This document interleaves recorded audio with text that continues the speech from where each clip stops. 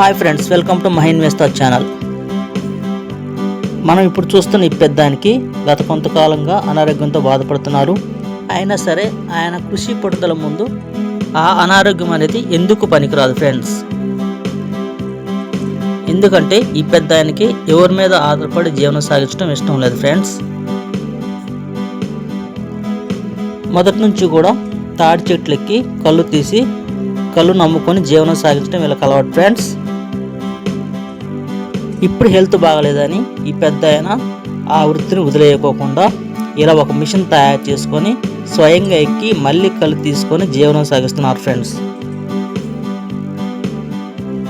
నిజంగా మన అందరం కూడా ఈ పెద్ద ఆయనకి హ్యాట్సప్ చెప్పాలి ఫ్రెండ్స్. ఈ వీడియోని చూస్తున్న ప్రతి ఒక్కరూ లైక్ చేసి షేర్ చేయండి ఫ్రెండ్స్.